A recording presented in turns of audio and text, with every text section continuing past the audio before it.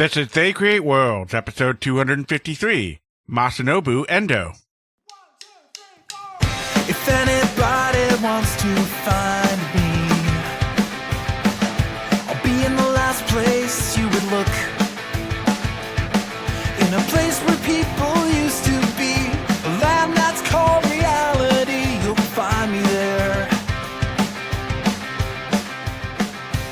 Welcome to They Create Worlds. I'm Jeffrey, and I'm joined by my co-host, Alex.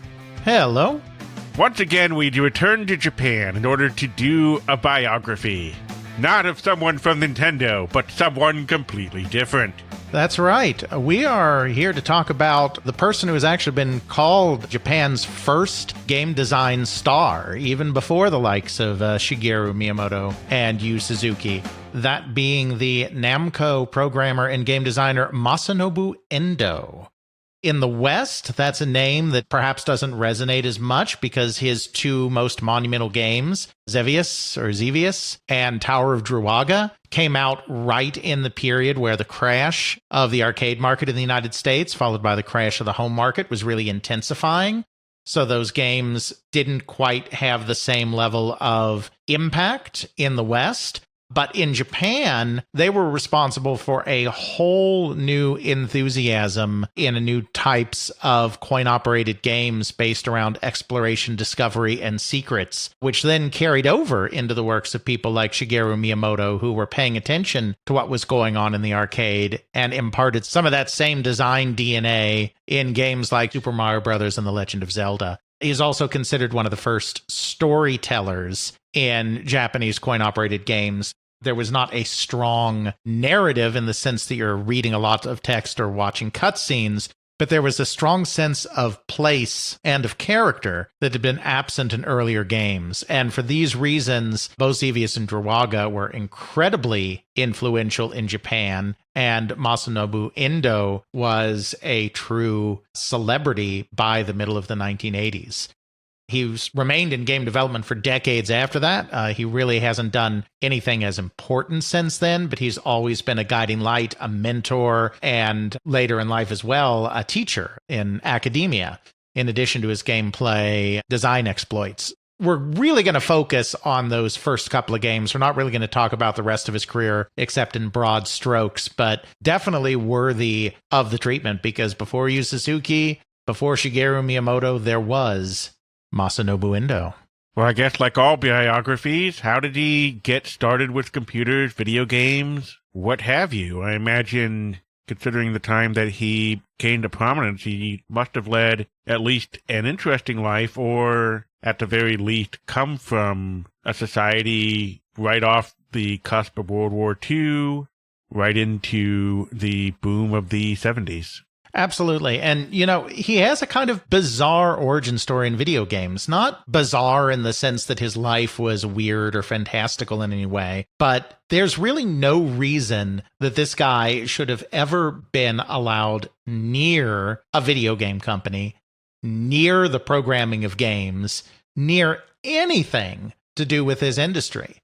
Yet somehow he got there through, well, really, I wish we knew more about why he was hired at Namco to give us that answer, but whether it was just through enthusiasm or obvious intelligence or whatever it was, he was given a shot with the company. Then it turned out that he was very good at this whole idea of designing and programming games, but before he joined Namco, he wasn't even a programmer.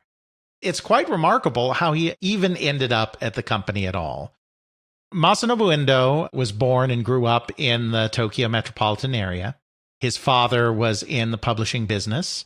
The family was solidly middle class, not even upper middle class. They lived fine, but they didn't live any kind of life of luxury. They moved around a fair amount when he was a kid, always kind of in the Tokyo area.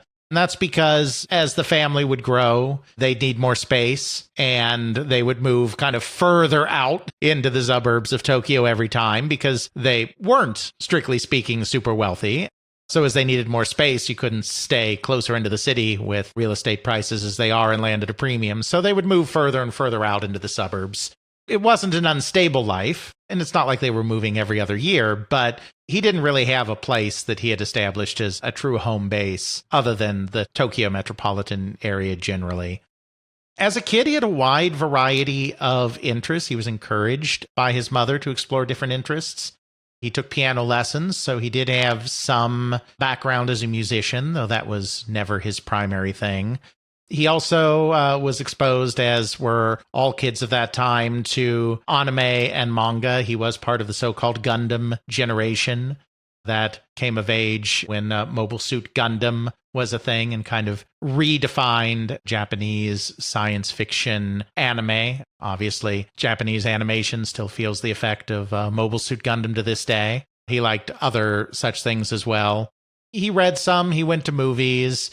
He had aunts that doted on him, and they would go out to some of the major entertainment venues in Shibuya and see movies, eat a lot of desserts. I don't know why he remembers that specifically, but clearly that had an impact on him. So, it was kind of a typical middle-class childhood, and it wasn't one that had anything at all to do with computers. Because, of course, in this time, there really wasn't any kind of home computer market. There was no reason anyone would know about computers unless they were at a university or their parents were working for very particular corporations or whatever. So that's not too surprising. And there weren't a lot of video games then either. There was a coin-op industry. I don't get the sense that he was very involved with electromechanical games. At least he's never mentioned it in interviews.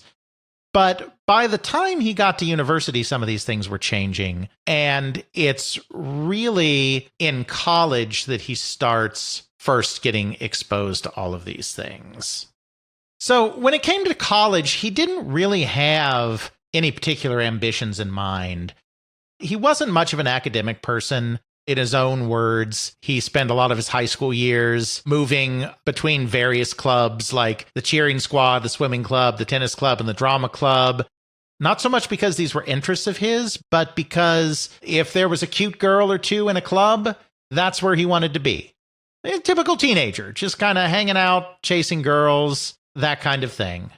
When it came time for college, his father was in the publishing business and kind of hoped that perhaps his son would follow in his footsteps, as many fathers do, and particularly in Japan. So his father encouraged him to go to a national university that had a program related to the printing or the publishing trade. So he went to Chiba University for that reason, but ended up not going into the printing or publishing department, but actually into the Department of Photographic Engineering. He had become interested in photography, and he thought that that would be a little more interesting. So he went to Chiba because of publishing, but ended up in photography instead. By the time he was in his fourth year as a student, he had joined the photographic laboratory. His field wasn't photography, it was photographic engineering. So while there was an element of that involved with taking pictures, it was also doing a lot of work with physics and for work with light waves and with color. The lab was doing a lot of research into organic compounds that were used as photoreceptors and things like laser printers and whatnot. So there was a technical aspect to what he was doing in this lab. It wasn't just photography.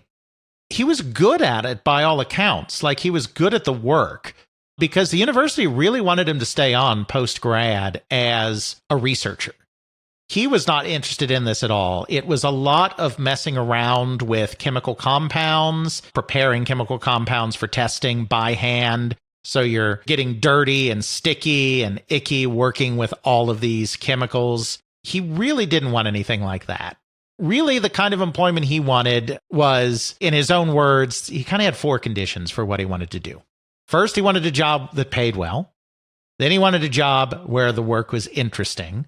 I mean, these are pretty generic, but these were the things he was looking for. The third was that there are pretty girls around. He did have a thing for the ladies, if we're to believe his interview in the book Game Maestro Volume 1, where some of this material comes from. Fourth, a place that would have lots and lots of days off. So, I mean, these aren't so much ambitions as they are kind of high school, college age kid dream life. It's like, I want to be somewhere where I'm paid a lot, where I don't have to work too much, and there's pretty girls everywhere, kind of like, the world of Mad Men almost, to put an analogy on it.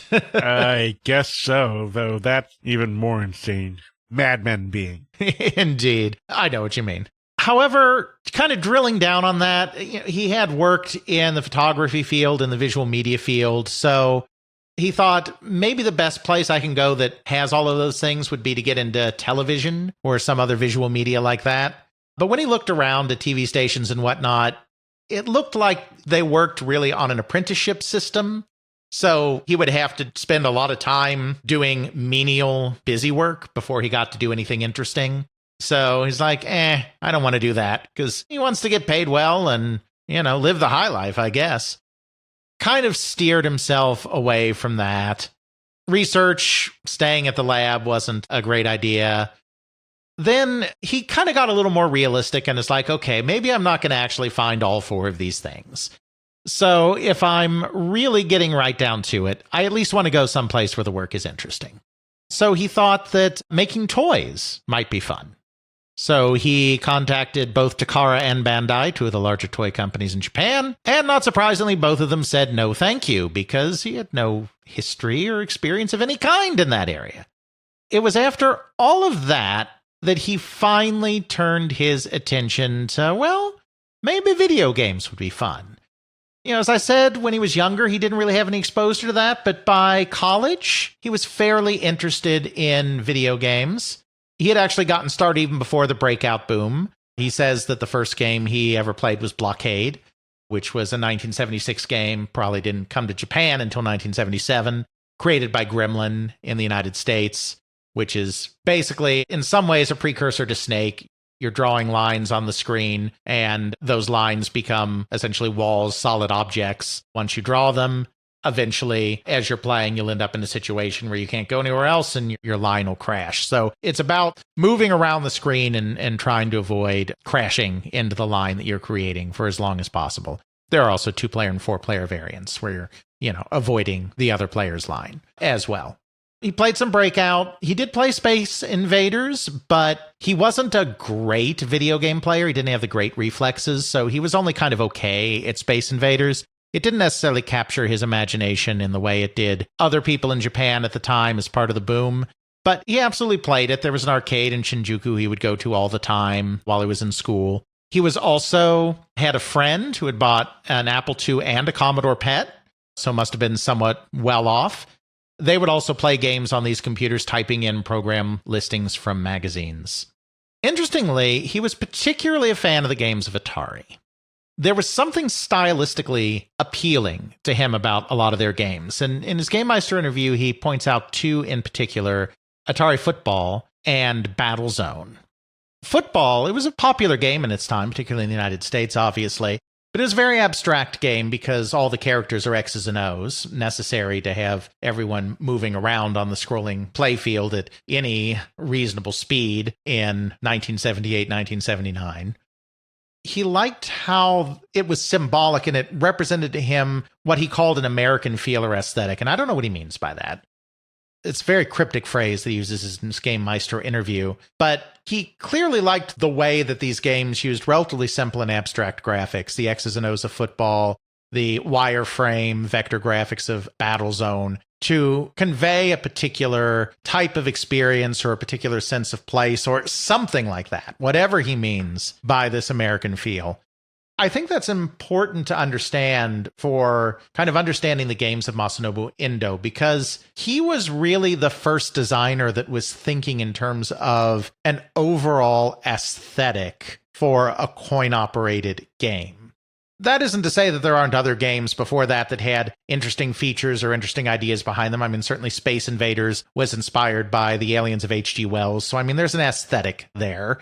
He's not the first person to ever think about a coin-operated game as artistic or think a little bit about a setting or anything like that. He's, in some ways, the first one to kind of bring that all together, where gameplay and graphics and design and naming and what little bits of backstory you get in a game kind of all comprehensively are working together to create a certain mood or setting or aesthetic, which in Japanese can often be called sekaiken, this idea of having a cohesive world, even if you're not going into detail in instruction manuals or lore books or whatever, into meticulous detail about history or setting and culture, but just feeling like you have a cohesive product where everything is contributing to a specific aesthetic or worldview or world building.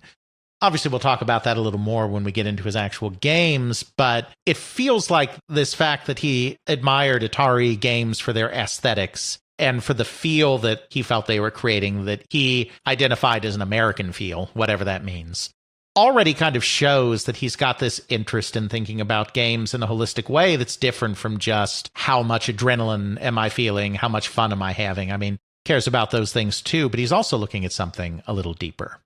He's a huge fan of Atari games. Namco is the official distributor of Atari games in Japan. They are the owners of Atari Japan, which had started out as an Atari subsidiary and was now a Namco subsidiary for reasons that we talk about in some of our Atari and Namco episodes both. So you can catch up on all of that there. So when he finally decided to turn his attention to video games, Namco was the obvious choice because they were the ones that were distributing the Atari games that he loved so much in Japan.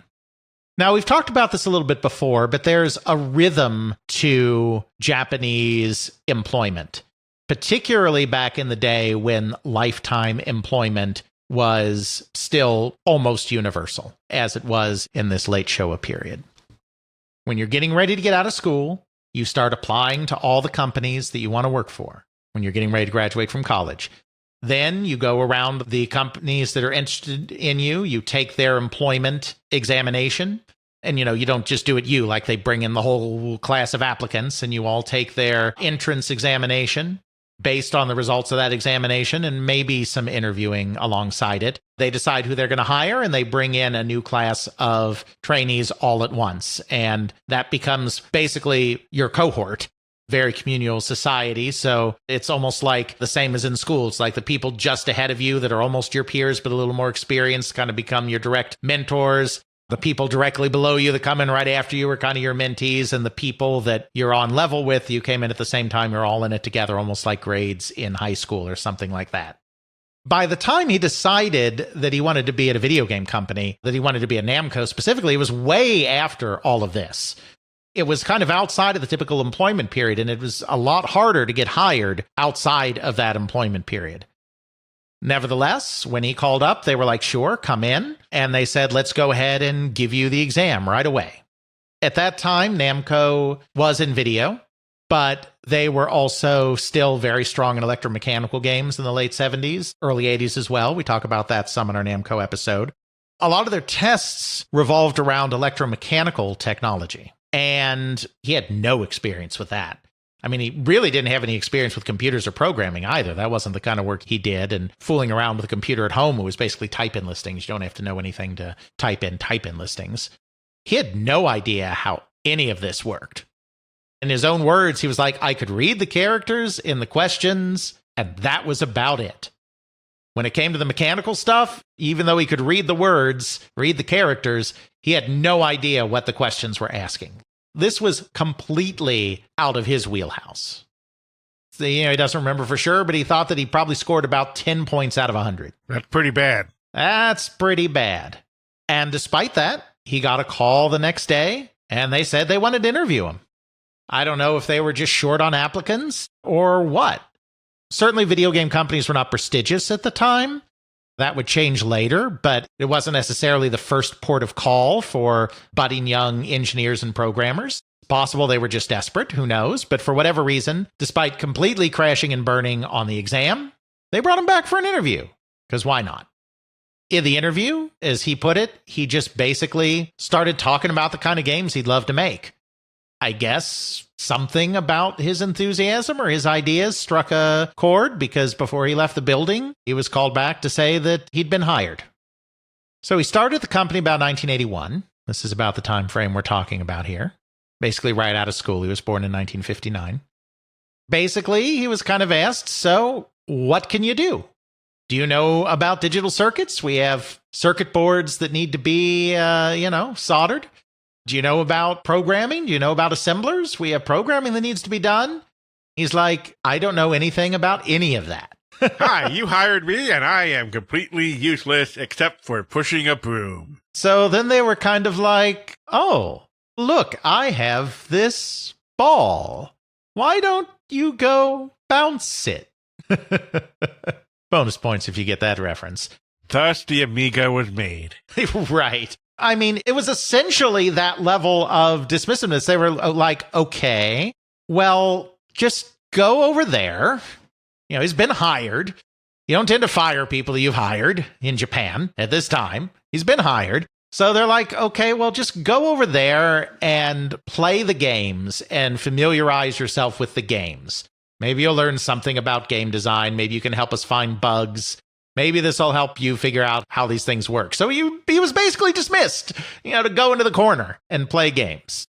Kind of a funny thing happened during that. He was playing the prototypes. He was playing the recent games. He did start to really get a grasp for game design and game strategy through this work.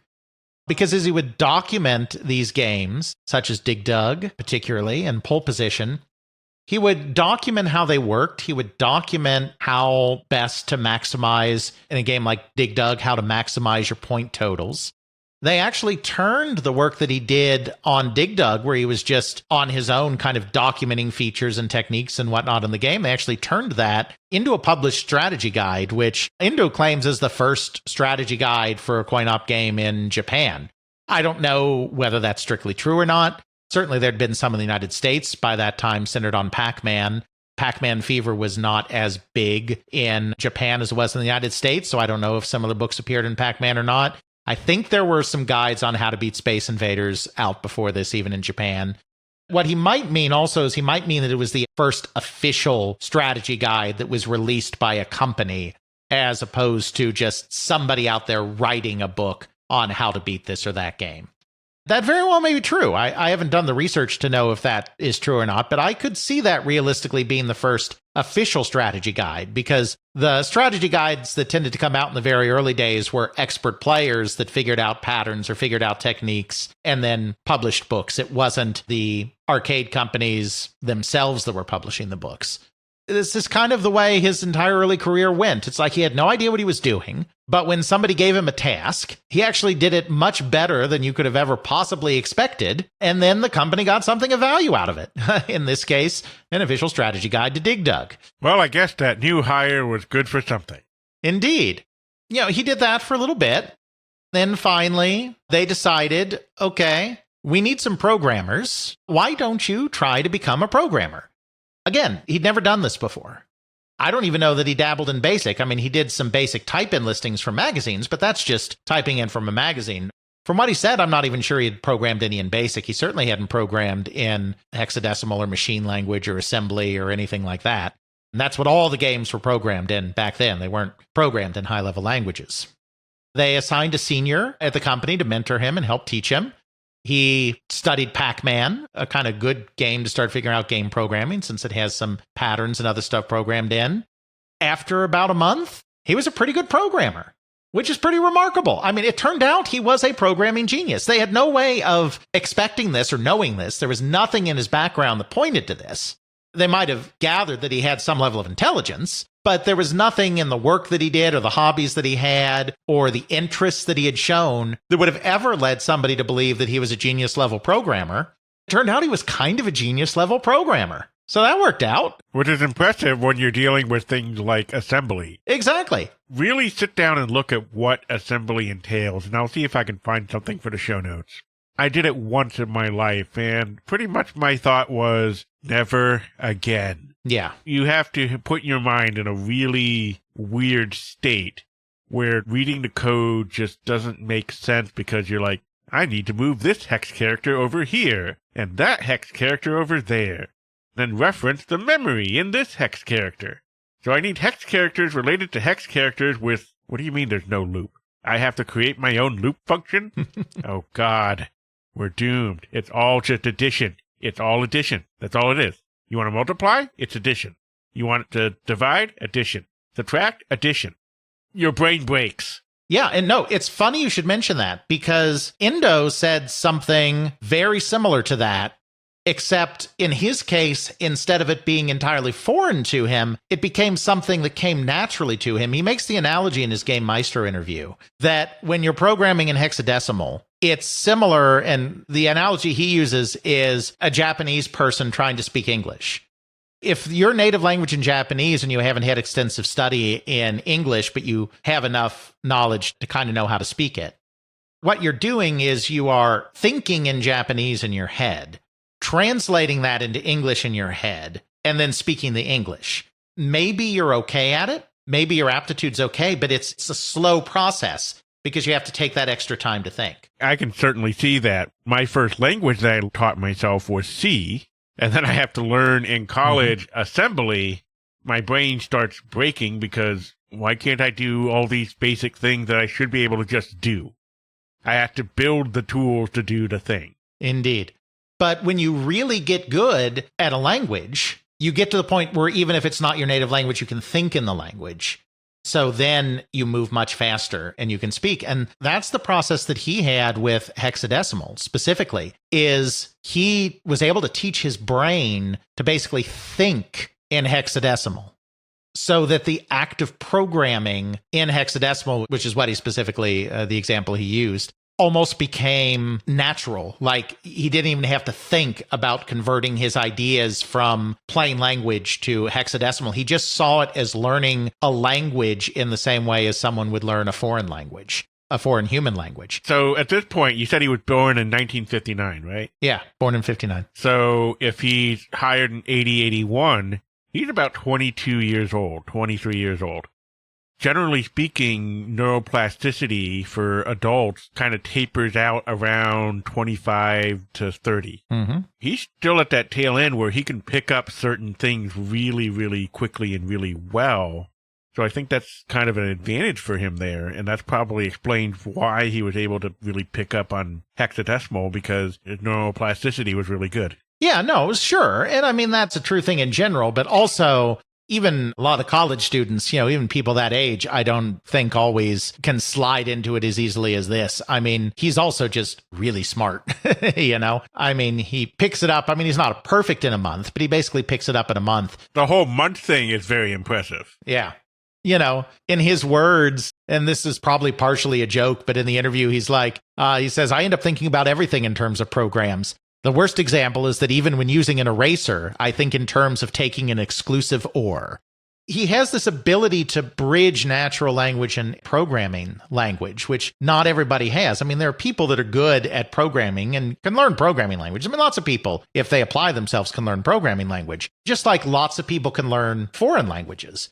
But only a select few people get to the point where they can truly think in a foreign language that they've learned, where they get over their learned impulse from early childhood to think in the language that they've grown up with and just allow themselves to think in another language. That's a whole nother level than just learning it. Very few people are capable of that. And he was basically doing that except for computer languages, where he was basically able to think in hexadecimal, for lack of a better term. That was his natural state. It ended up that he was a very good programmer, but there's no way the company could have known that going in. That's why I said at the top, it's like, there's no way he should have ever become a programmer. No one should have hired him into a video game company based on his background. Now, Namco at this time, were they struggling? What was going on with Namco that might have made them do this? No, they weren't struggling. We don't know enough about the people who hired him and about the mindset of the people who hired him to know for sure. Endō did speculate some in some of the interviews he's done in Game Maestro and his interview with Fumio Kurokawa that I'm also referencing a lot here. Masaya Nakamura, the head of Namco, was a great believer in, apparently, according to Endō, I don't have a lot of sources on this, but was apparently a strong believer in the power of enthusiastic youth to be able to drive innovation and drive new concepts. There were a few non-traditional hires. I mean, Toru Iwatani, Pac-Man, was a somewhat non-traditional hire as well. He did have sort of an engineering background, but it wasn't really the kind of background that would scream, I can make video games. I don't know. I don't think that's a very good answer, and I don't think that's the full story at all. But Endō seems to think that a lot of it was Nakamura just putting a lot of faith in young, enthusiastic people to be able to pull through and come up with great ideas. I don't know. That's a little trite for my cynical brain, but it could be part of it. But we don't really know enough about what management was thinking at this time. The company was not hurting. They weren't taking chances because they were desperate. They'd had a whole string of hits by this point. They were doing just fine.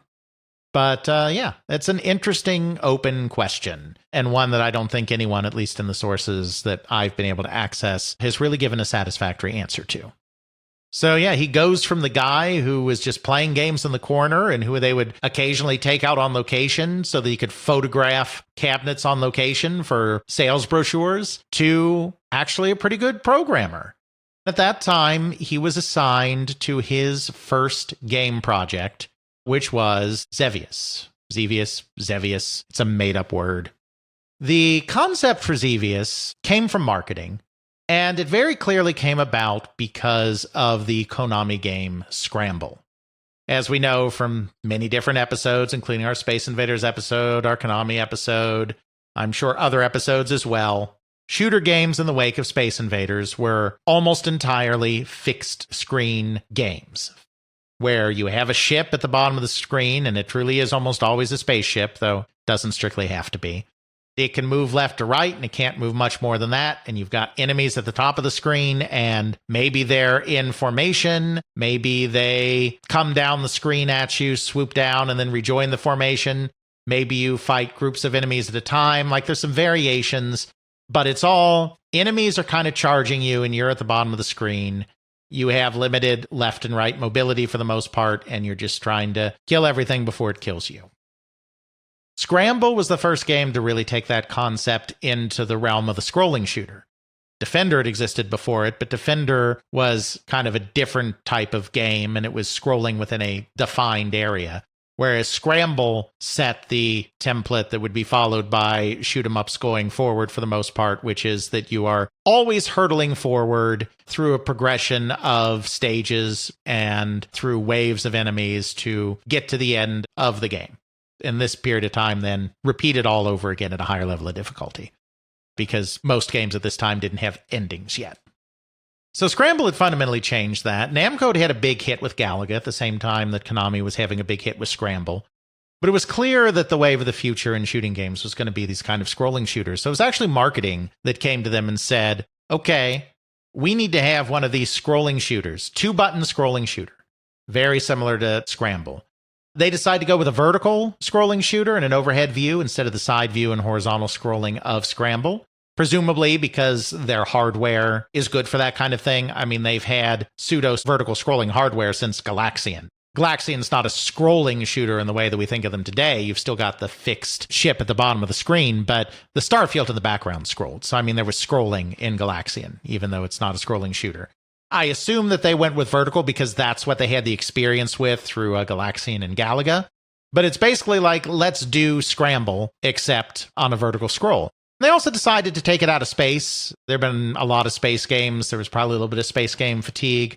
They decided it would be a helicopter game instead, and that it would take place in a jungle Vietnam setting. At the beginning, Endō's just assigned as the programmer to this, and the planner, game designer of the game, was going to be Masahisa Ikigami, who had also been the designer of Dig Dug, which had been a big hit. Then partway through the project, for whatever reason, don't know why, he just decided to quit the whole industry and go off and ride across Africa on a motorcycle. I don't know what to say to that. I don't either. You do you? Yes. Endō kind of became the designer of the game by default when Ikigami left the company. There were other people assigned to the project, and Endō kind of downplays his involvement in the first game. Some of that might be false Japanese modesty, though some of it's probably also the truth. He didn't necessarily come up with every idea or officially have the title of game planner or designer. However, he also put it in his own words that he had the strongest opinions. And because of that, he tended to be the one that even if he didn't come up with every idea necessarily himself, he was the one whose vision was winning out because he was the one decisively insisting on things being his way. So even though there were other people on the game, he kind of sort of became, in addition to the programmer of the game, the designer of the game too. He decided to take it in a different direction. He didn't really like the whole helicopter Vietnam thing. Another thing that he didn't like is he didn't like the prevailing paradigm in shooting games, which is, kind of the Space Invaders Galaxian Galaga approach of here's all of these enemies at the top of the screen. They're all arrayed in this formation. They're just there to be shot at you. They're just going to sit in a block at the top of the screen while you shoot at them. Even if some of them in the later games like Galaxian and Galaga are swooping down at you some, they're going to stay around until they're all gone. It's like, why would the 55th ship stay there when all the other 54 ships before them have all been shot down? Where's the benefit in that? They gave up. Yeah, he's thinking about these, and obviously, the earlier games, they're fun. There's nothing wrong with that, but he's thinking about these from a deeper perspective of character and setting and motivation, the kinds of things that drive a narrative instead of the kinds of things that drive gameplay. Why do all the aliens just ascend in a block in Space Invaders? Well, that's what the hardware could handle. And, he needed to move them in blocks like that because that's what the hardware could handle. Blowing up all the enemies is fun. Of course, you're not going to blow up half the enemies and then the other half run away. That might be more realistic, that if a single ship or a single gun emplacement or whatever has taken out that many things, everyone else is probably going to run away realistically. That's not the point. The point is shooting things is fun. Don't worry about it. We may put a few touches in there that hint at some kind of story, but we're really not thinking about that. It's just, you're in a cool spaceship. You're fighting cool aliens or cool spaceships or cool whatever. Just go with it. It's like John Carmack said about story in first-person shooters being like the story in a porno. Expected, but unimportant. Zombie's axe is on fire. He's coming right for you. There's no story stuff. We don't care about that. Press A! Press A! Exactly. But Endō, that didn't sit well with Endō. He got to thinking that he wanted to have enemies that had different patterns and different ways of coming at you and perhaps even avoiding you as you fly through this game. He wanted these characters to have motivation. So if he wants the characters to have motivation, he has to think about who they are.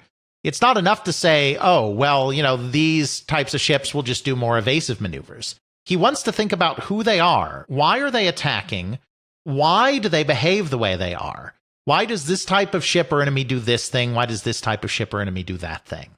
So he really wants to understand who his opponents are. Even if the game itself is not going to have a huge amount of backstory in it in the game, he wants to know and he wants to understand. He decides on this idea of, rather than an alien race coming to conquer, it's an offshoot of humanity coming home.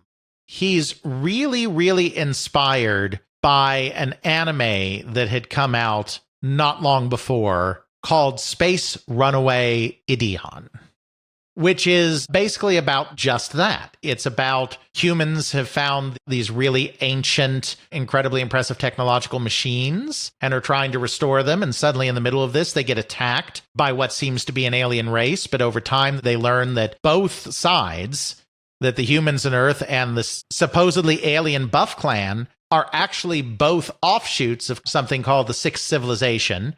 They're actually from common origins. So this is something that intrigued him, and he was also very intrigued by the way this anime used differences in communication and differences in language in interesting ways. The example that he gives in one of his interviews is there's apparently one episode, I've never watched this thing, there's one episode where the humans put out a white flag, indicating that they want a truce and they want to perhaps negotiate a surrender. But for the Buff Clan, a white flag being raised indicates a willingness to fight to the death. So they saw that as the other side saying, we will not give up under any circumstances. So he found that miscommunication thing very interesting. Very much like in Discworld with Rincewind. He knows how to just scream in multiple different languages because one way of screaming might come across as more boiling oil.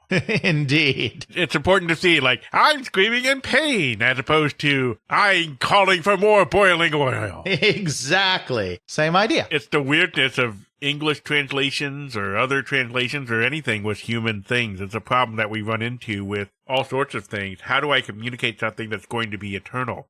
We have this problem with any kind of nuclear waste that we entomb. How do we put a symbol on there that will indicate the danger of this nuclear waste that will survive for 10 to 50,000 years? Mm-hmm. Society's going to change. It's not like we can really read Greek off the top of our heads easily here, ancient Greek. Right. At least not in the States. We have this symbol here, and someone goes, oh, look, it has a pinwheel. That means it's going to be fun. They put a bunch of pinwheels down here for us to play with. Why would they store that? Why is the pinwheel glowing in a tub of goo? Indeed. So he got really fascinated with this idea of language and culture and how that would influence a civilization. So he actually started building a vocabulary for the alien race in the game. Started with kind of a simple dictionary of the type that would be similar to like what a tourist may carry for common phrases, and then built out concepts from there. So a lot of the names of things in the game, including the name of the player's ship that they fly in the game, the Solvalu, are actually in this language. Solvalu means sunbird in this language. Some of the other enemies have names that kind of indicate what they are. He has this phrase Zakato, which means miracle or magic. And so then there are these enemies called Gar Zakato that have great magic. And so the names kind of start influencing the capabilities of the enemies as well. He's got this cohesive thing going on. He even writes a whole background novel called Fardrat that is not released, but he just writes it for himself to come up with this whole setting and this whole idea of what's going on. Kind of the cumulative effect of all of this is this feeling of Sakaiken, this idea of a cohesive worldview where everything that you're developing, the graphics, the enemies, the gameplay, the music, everything kind of comes together to give a cohesive sense of something rather than just being randomly slapdash thrown together. I mean, the alien creatures in Space Invaders are cohesive in the sense that they're all aquatic kind of aliens. And you can maybe recognize, if you recognize that particular adaptation of War of the Worlds that Tomohiro Nishikado was going off of, you may be able to vaguely recognize that there's something H.G. Wells-like in some of these aliens, but there's really nothing else to lend to the imagination of what's going on here. Whereas in this game, it's grounded in an Earth setting. It takes place across 16 zones with distinctive terrain. He's included the Nazca lines of Peru in this thing. This rather amazing thing that ancient people had done in Peru, creating these elaborate pictures essentially on the ground. It's almost impossible to fathom how they did that without having aerial spotters to be able to keep it all coherent. This ancient civilization vibe, these enemies that are all kind of cohesive in their style and who have these names, and many of these names are in the official literature, that all feel kind of cohesive. It's kind of hard to explain because today, you know, with our even more story-driven and lore-based games that we have today, it seems kind of simple. But no one was thinking in these terms, thinking of why is the enemy here? What is the enemy's history? What is their language? Why are they choosing to fight to the death here on Earth? Why do they care so much about Earth? Well, because it's their home too, essentially, and they're coming home. So that's why they care. It's not just an invasion where they're like, oh, everyone's too tough, so I guess we'll stop banging our head against the wall. It's like, no, they have a stake here. And a lot of this isn't actually conveyed to the player in the game itself, but it permeates the game. It hints at depth that just had not been present in a lot of previous games, if that makes sense. It does make sense. It's really amazing they would think to include all of this stuff in a top-down shooter. I'm skipping around a playthrough of Xevious and seeing those Nazca lines, seeing these like roadways and stuff that the enemies go down. You have these almost like little tanks that are going down and they follow the road. They may take a pot shot at you. They might not do anything for all you know. It's really amazing that someone would think to include that level of detail in such a simple game. I think it's something that really adds to any game that does that, where you have this great big level of hidden lore that even though it's not explicitly stated, somehow that bleeds into the gameplay. It bleeds into the aesthetic. It bleeds into the cabinet art and so forth. Yeah, absolutely. And yeah, like even something as simple as tanks following the roads. That maybe doesn't sound impressive today, but I mean, shooters at the time were basically just, I mean, either the enemies were all in a block above you, like Space Invaders, or enemies were just coming at you with no rhyme or reason. I mean, some of them may have had slightly different attack patterns or whatever, but stuff was just barreling towards you. In a previous game, if there had been something on the ground like that, it would have just been coming at you. It wouldn't have been following a road. It hinted at a greater depth to have something like that, even if it seems fairly inconsequential looking back at it today. There are two other things that drove this game to really great heights in Japan.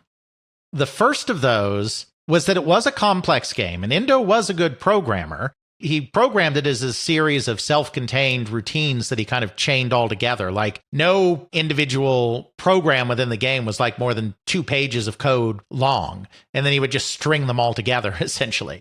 But it was a complex game because there were a lot of different enemy types. All of these enemy types had different patterns. He had 16 distinct levels with distinct terrain. There were bosses. There were the big motherships that would show up every so often that you had to fight, in addition to the regular enemies. This was a really complex game. As a result, there were a lot of glitches in the game. There were ways to exploit the game. There were certain types of objects, like the Phantom, that would only show up occasionally, if at all, that you could take advantage of to get more points. It was the last great score chasing game, really. We're right at the point where games are transitioning from score chasing to just going through levels. And Xevious still has levels, but it repeats ad nauseum. It doesn't have an ending. So its score is still a primary function of it. These glitches mean that there are ways that you can take advantage of things going on within the game world and the game program to increase your score. The other thing is it is full of secrets. There are these soul towers on the ground that are invisible. You are both firing at things on the ground and in the air. This is something they took directly from Scramble, because Scramble had the same thing. So you had 2 different weapons. You had your weapon that is shooting at stuff coming at you in the air, and then you had bombs that you would launch at the ground. You would use a targeting reticule to target things on the ground. As he was programming this targeting reticule, he was like, well, wouldn't it be fun if for some targets your reticule like flashed? So, you know, like you're locking onto a target and it flashes and it turns red as you lock on.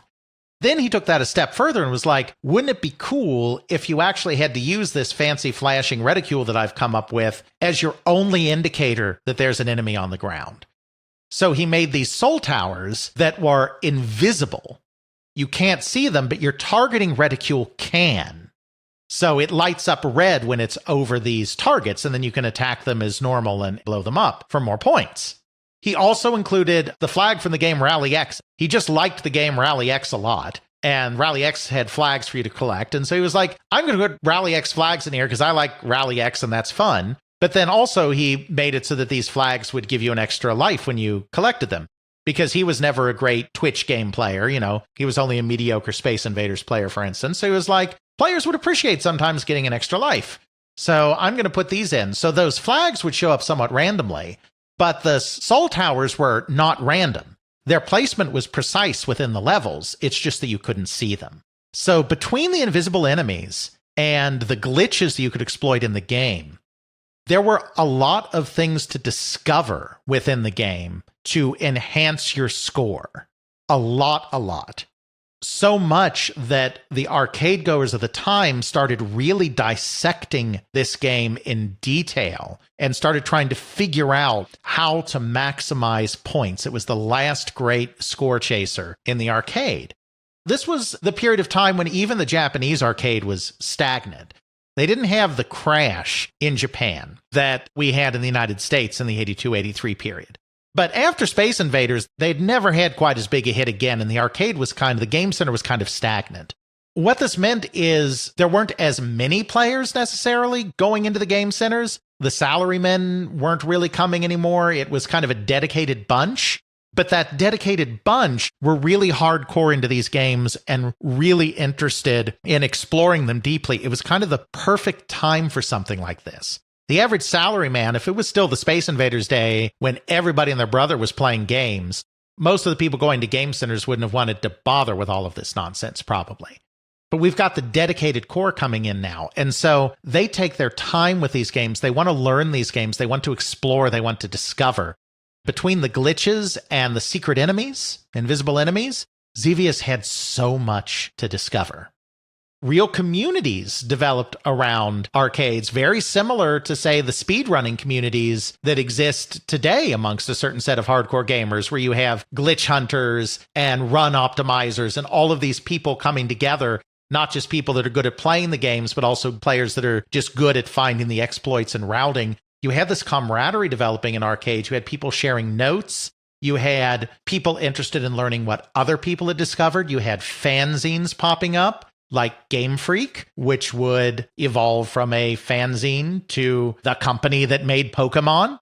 There was particularly a book, even before Game Freak came out, that was co-written by one of the Game Freak people, that was called How to Score 10 Million Points in Xevious. It was just a fan self-published book, but it became a phenomenon in those circles.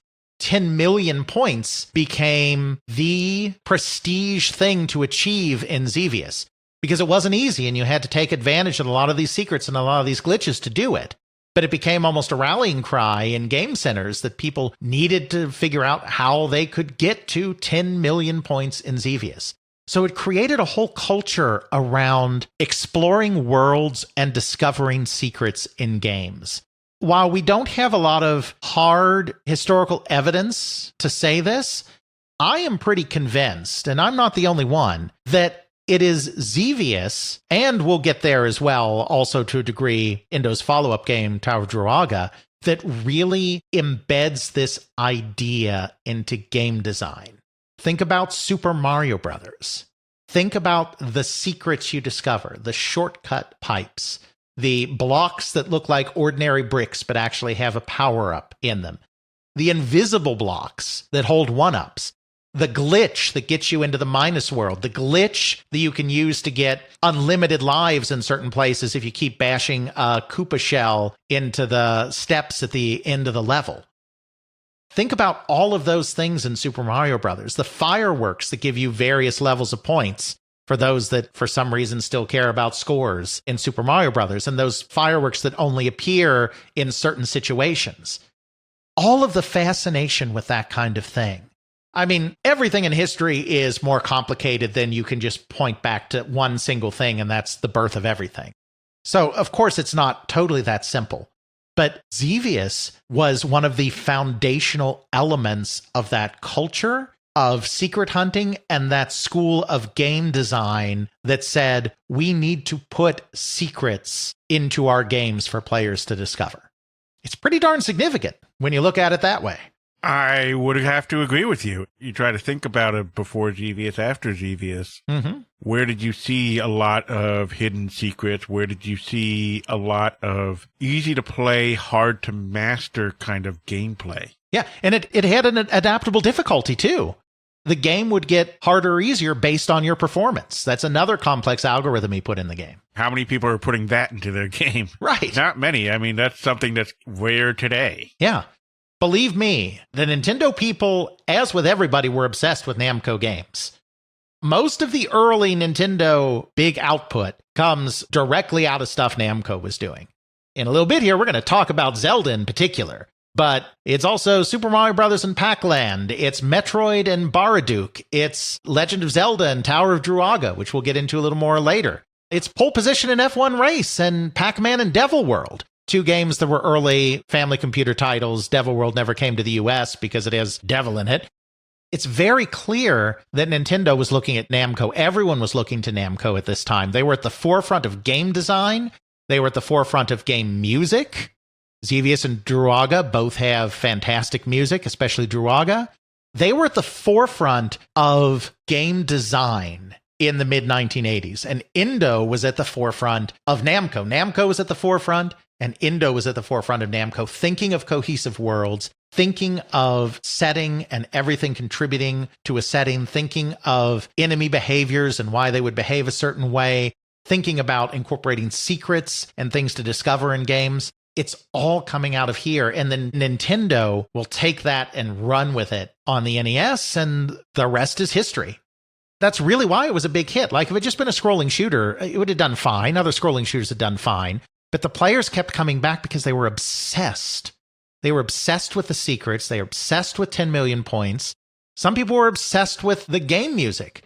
The first video game soundtrack, like soundtrack release as an album, came out of Xevious because one of the founders of Yellow Magic Orchestra, the famous Japanese electronic music group, Haruomi Hosono, became fascinated with the music and sounds in video games, and particularly in Namco video games, and ended up collaborating with Namco on an album of video game music in which Xevious was very prominently featured. This thing was a pop culture phenomenon in Japan. In the US, it didn't do nearly as well. I mean, it came out, Atari released it. I think it did okay in the charts, but it's coming out in 83. It's coming out right when the coin-op market's going away. It's coming out right when the console market's going away, so it's not going to do well as a port. Like, it just doesn't have the same impact in the United States. In Japan, not only is it great in the arcade, it's a system seller for the Famicom. When the family computer comes out, it has a very limited number of games released by Nintendo itself. Namco decides there's an opportunity to break in on the system. They reverse engineer it. They come to Nintendo and say, we're going to release games on your system whether you like it or not, but we'd rather do it together.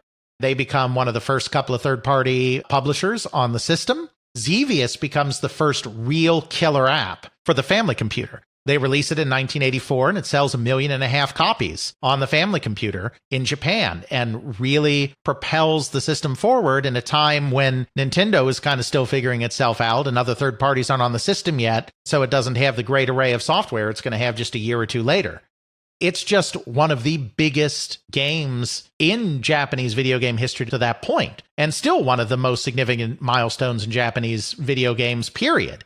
It just doesn't resonate in the same way in the West because of when it came out. What do you do as a follow-up to one of the most incredible games to that point has ever been made in Japan? You follow our 100 most influential games and make some sort of tower with a guy going around Bomberman's levels all the time. Indeed, you do it all over again in another genre. There are a few things that come together for this. First of all, when he's done with Xevious, he's given some time to just kind of step back for a bit and play around a little bit and see what's out there. He's not told that he has to immediately start creating another game. During this time, a few things happen. First of all, he discovers Dungeons and Dragons through, of all things, E.T.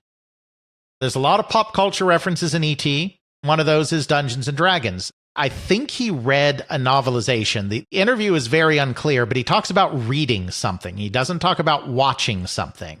There was a novelization of E.T. that was popular in Japan at the time. So I think he probably read a novelization, but he read something. It was probably not the screenplay, because why would he have access to the screenplay? But it was reading, not watching. He read E.T., and there was talk of Dungeons and Dragons, which was played by Elliot's older brother, apparently. So he discovers the existence of Dungeons and Dragons through E.T. Then he's sent to the US for some training, and because he's been intrigued by Dungeons and Dragons, which isn't in Japan yet, doesn't come to Japan until 1985, officially. Some real hardcore types have found ways to get books, but there is no official Japanese release of Dungeons and Dragons in Japan until 1985. When he goes to the United States for training, because he's been intrigued by this whole Dungeons and Dragons thing, he seeks it out and he buys a lot of books, a lot of Dungeons and Dragons supplements, and starts reading through them. The other thing that happens is wizardry starts taking the Japanese kind of computer game programming video game community by storm. People at Namco are starting to play wizardry, and so he's exposed to that as well, at the same time that he's being exposed to Dungeons and Dragons. He's like, what if I make a Dungeons and Dragons style game for the arcade? Because he's a coin-op guy, that's what he does. Where you're exploring these spaces, you're battling enemies, you're finding treasures, and you're defeating some big bad. So there's a couple other things going on in his mind. First of all, he's kind of intrigued by the idea of doing a real maze game.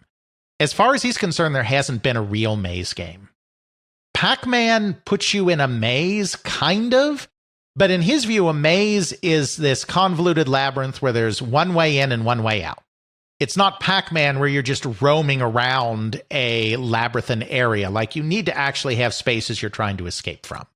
So he's been intrigued by this idea of doing a real maze game. Again, he's rejecting the simplistic mechanics of earlier days and the logic around the world building. That doesn't mean there's anything wrong with Space Invaders or Pac-Man. It's not a criticism, but it's just in Endō's mind, he wants something else there. Like, why the heck are all of these enemies just in this big block coming towards you no matter what? That doesn't make sense. Do they have the simplest AI ever to invade? Go at the enemy, and if something gets in your way, look at it menacingly until it goes away. Exactly. Pac-Man, why are we endlessly running around in this space? Mazes need to have an exit. There's no exit to this maze. It makes no sense. I want to make real mazes with exits. Because you're eternally trapped for your murder of all your friends and their ghosts constantly seek you out. Right. Exactly. Very dark. Then the other thing is this idea of games cycling on a loop.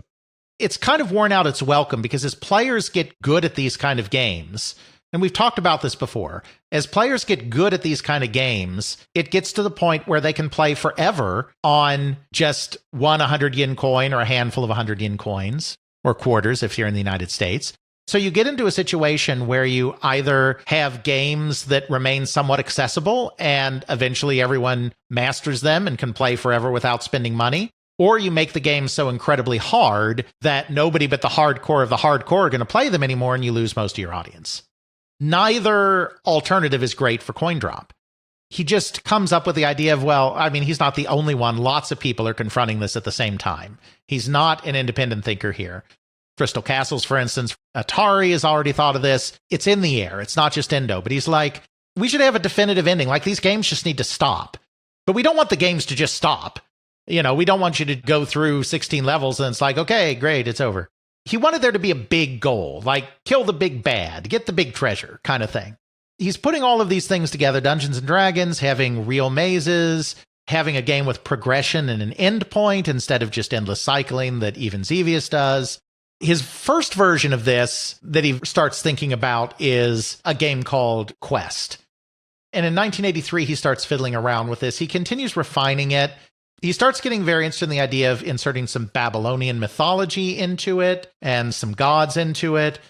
He gets transfixed by this idea of a tower. Then he thinks about the tarot implication of the crumbling tower heralding misfortune. And he likes this idea of this tower that you have to traverse that has these gods. You know, he's just kind of thinking up these ideas. After some refinements, it finally comes around to this idea of this scenario of Tower of Druaga. Druaga being a variation on the name of a Hindu god, Durgar. But there's also lots of references to Sumerian and Babylonian mythology within the game as well. There's a lot of things that are interesting about Druaga, but the thing that's really interesting is to get this kind of Dungeons and Dragons style feel into it. Not only do you have to go through the 60 levels of this tower that are all generated using random number seeds, not only do you have to find a key on each level to the door and exit and go up to the next level, but on each level, I think there may not be anything on the final couple of levels, but there, at least on the first 58 levels or so, there's going to be a treasure for you to find. And it is not going to be obvious. He's really leaning into this idea of secrets that he already used in Xevious. Maybe on this level, you have to kill certain types of monsters, or kill the monsters in a sequence. Maybe in this level, you have to run across this particular part of the level. Maybe in this level, you have to do some kind of joystick input in a particular place. But on each level, there'll be something to do that will make an item appear. While some of these items are just nice-to-haves, power-ups against certain types of enemies, or general power level increases, some of them will actually be necessary to complete the game. And if you don't get them, when you get to the point where your progress is blocked, the game will send you back to the level with that item, and you'll have to figure out how to get it, or you're stuck. You won't be able to advance in the game. Which can be rather insidious, where you go, I'm on level 30. Why did I get set back to level 2? These are not obvious. These aren't Legend of Zelda style puzzles where once you figure out that sometimes you can push a block, You start pushing on all the blocks, and then you find the ones that are loose. Or when you figure out that you can bomb walls, you start bombing every wall to see what happens. Some of these are really obtuse and really hard to figure out. Impossible for any one individual probably to figure out. So again, it leads to this group mentality. This idea that people in the game center need to work together to figure out all the secrets. According to some interviews that have been translated from Japanese, like people would have notebooks. There would be communal notebooks in the game center where people who were playing Druaga would, when they would discover something, they would write it down in the notebook. Players were creating their own communal walkthroughs in game centers. Endō in one interview said it was like 2 months before anyone beat Druaga when it was placed out on location. 2 months. These are arcade games. Arcade games are meant to be consumed in an afternoon if you have enough quarters. If that. Yeah. 2 months before somebody beat this thing for the first time. Once again, it was a game changer. It came out in a time that the United States arcades were at their nadir. So, I mean, Xevious was at least still known in the US. Druaga, nobody was playing Tower of Druaga in the US. But you better believe Shigeru Miyamoto and Takashi Tezuka were playing Tower of Druaga. Again, the Nintendo folks, they don't talk too often about their video game influences from other companies. They'll talk to you all day long about the anime or the manga or the caves that they grew up exploring in the hills, influence their games. They never talk about the games that influence them. Even though we don't have the exact word of Miyamoto or Tezuka, there is no doubt that Druaga was one of the primary influences on The Legend of Zelda. First of all, we have to remember that The Legend of Zelda started out as a dungeon game only. The overworld concept was added later in development. You have a protagonist with a sword that he uses to attack and a shield that can block certain projectiles. I know that's pretty basic stuff, but we're building a case here. They're going around a multi-room labyrinth with maze-like individual rooms. In Legend of Zelda, it's lots of rooms, side by side. In Druaga, it's, one room per level, not a lot of moving around on the same level. In fact, originally, the entire level, each level was going to fit on a single screen. But when he went and wanted to make the game, his bosses were like, I don't know, but yeah, as long as you can make it really cheaply, sure, go ahead. So he actually ended up making the game using surplus Mappy boards. Mappy's a platformer with a limited amount of back and forth scrolling, horizontal scrolling. They had too many of the boards, they overproduced it, it ended up being the big hit they thought it would be. So he ended up using leftover Mappy boards to make Druaga, and since Mappy had scrolling, he made his levels a little bigger to take advantage of the scrolling of Mappy. So it's a little different how the rooms link together, different levels going up a tower as opposed to different rooms of a single level dungeon, but still the same basic idea.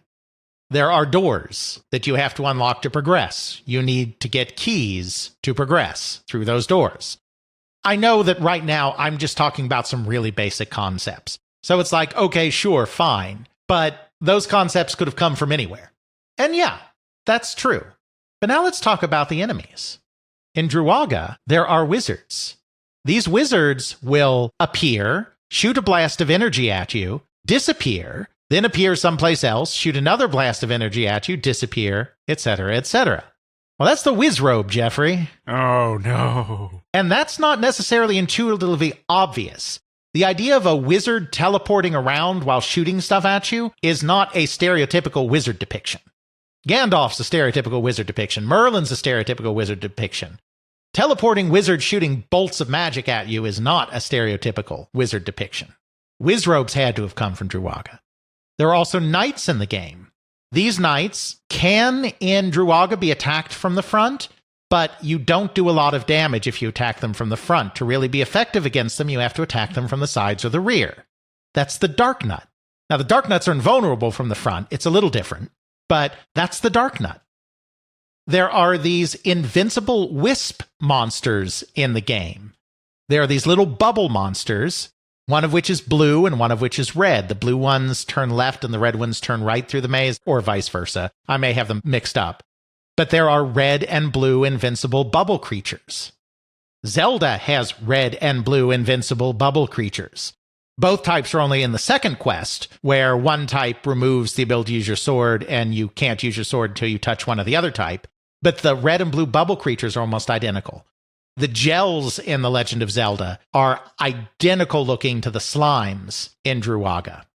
There's a creature called a roper in Druaga that, when it sees you, will make a beeline for you at high speed. Just like the monster that's called a roper in The Legend of Zelda. In The Legend of Zelda, it looks like a snake. It doesn't look like a snake in Druaga, but it's the same enemy name and the same enemy behavior. It's called rope, not roper in Zelda. You're right. They're called ropes, but it's a shortening of roper, I'm pretty sure. So that explains why some of these names are weird in Zelda. It's like, What's that? A snake. Nope, it's a rope. What? Why? What's that? A bat? It's a key. Okay. What's that? It's like? Well, there are no likes and keys in Druaga, but we can at least explain the rope through this. It's pretty clear with all of those enemy behaviors that Druaga was one of the major influences on The Legend of Zelda. You know, there's a candle. It does something a little different, but there's a candle item in Druaga. There's blue and red rings in Druaga that do some stuff that changes your defense. Not the exact same way that those rings work in The Legend of Zelda, but still, it's very clear that a lot of the inspiration for Zelda came from Druaga. Action RPGs in general in Japan, Hydelight and other games also took from Druaga. Druaga continued this idea of a secrets culture and discovering secrets in games and placing secrets in games that had started with Xevious. Then it also was one of the principal influences on later action RPGs and action adventure games in Japan. So those are two monumental games right there that really captured the imagination of the Japanese game-playing public. The back-to-back, the first and second games made by one Mr. Masanobu Endō. And I don't know exactly when in there people realized that he made the games, because in general, game developers remained anonymous back then in Japan. If there were credits at all in games, they were credited under aliases, and Masanobu Endō was no different. So I don't know exactly how he became known as the creator of these games, but I do know that he became known as the creator in this time period. Because after Druaga, he started receiving huge amounts of fan mail for the games that he made. And so he also became a pioneer in another way. He was really the first Japanese game developer that had worked for a major company, as opposed to just doing this as kind of a doujin kind of thing or a hobbyist kind of thing and turning it into a profession, who broke off from an established company and established his own development company. In 1985, he leaves Namco. He creates a sequel to Xevious first called Grobda in 1984, and then he leaves Namco and founds a company called Game Studio. It's perhaps the first independent developer of its type in Japan. Now, I mean, there were other independent developers. You know, there were small companies formed by computer hacker hobbyists, companies like HAL Laboratory, which was created by a bunch of computer enthusiasts. I mean, it's not the first developer ever made, but it may be the first time that a developer broke off from an established publisher in the field and created their own independent design studio based on their celebrity and industry influence. They continued to make most of their games for Namco for a long time. He maintained a close relationship with Namco. The parting was amicable. He just wanted more freedom. As he put it, the main thing is he wanted to make a Gundam game. The first game that he makes at his new company is a Gundam game, which he couldn't have done at Namco because of licensing and all of that. He continues to make games for years after that. I mean, it's nothing that particularly resonates in the US. Some of them may resonate slightly more in Japan, but none of them in the same way as Xevious and Druaga did. That's why I said we're basically stopping our look at him here. We're not looking at his later career so much. I mean, he makes a lot of games, starting with that Gundam game. He makes a couple of sequels to Druaga as well. He makes a fighting game because there was this really terrible fighting game on the PC Engine that he was complaining about. People around him were like, well, then why don't you make a fighting game? And so he was like, sure. So in 1989, he made a fighting game called Tenkaichi Bushi. He was early in mobile game development as well. He founded a spin-off studio, Game and Mobile, in 2004, so that he could also work in mobile games. He kind of liked that you could create shorter, simpler, bite-sized games in that field. He continues making games for decades after. As I said, he gets into academia and teaching as well. He maintains a broad interest in games in general. He loves games. He loves connecting with other game designers. He remains an incredible force in the Japanese industry, treated with the same kind of reverence that a Miyamoto or a Suzuki or Hideo Kojima would get. It's just that the games haven't necessarily been as big in later years. Even if he had never made another game again after Druaga, creating Xevious and Druaga just puts him amongst the elite of Japanese game designers and two of the foundational games in Japanese game design and how it would continue to evolve in the family computer era and beyond. Well, Alex, since we seem to have crash landed after being shot down and our strafing run over Japan to get information, we seem to be trapped in this never-ending dungeon maze. Thankfully, I have my notebook here to take some notes so that we might find our way out. Or at least if we perish, others might be able to get us out. What will we discover in our next episode of They Create Worlds? Well, Jeffrey, I think we should turn our attention to another one of the iconic role-playing game series on Western computer platforms. In this case, the Elder Scrolls series from Bethesda Softworks. This will undoubtedly be a two-part episode because there's lots of games in the series and we won't go into super detail maybe on all 5 of them, plus spin-offs. Arena, Daggerfall, Morrowind, Oblivion, Skyrim, one of the most important Western RPG series today. There are enough interviews on the earlier games in the series now that I think that we can do this topic justice. And we really haven't talked about Bethesda. We haven't really talked about Elder Scrolls. And so that seems like a good hole for us to finally fill in a little bit. Worked for me. I guess the final exit of this dungeon we're in probably just leads to another bigger, scarier dungeon. Indeed. So we'll see you next time on They Create Worlds. Check out our show notes at podcast.theycreateworlds.com, where we have links to some of the things we discuss in this and other episodes. You can check out Alex's video game history blog at videogamehistorian.wordpress.com. Alex's book, They Create Worlds, the story of the people and companies that shaped the video game industry, Volume 1, can now be ordered through CRC Press and at major online retailers. Feel free to email us at feedback@theycreateworlds.com. Please consider supporting us on Patreon at patreon.com/theycreateworlds. If you do sign up, please do so through the website and not through the iOS app. This saves you from the 30% Apple markup. We understand that you may not be able to financially support us, but you can still support us by leaving a review on Apple Podcasts, Spotify, or the podcasting service that you use. We have the podcast available on YouTube. Please like and subscribe. Intro music is Airplane Mode by Josh Woodward, found at joshwoodward.com/song/airplane mode, used under a Creative Commons Attribution License.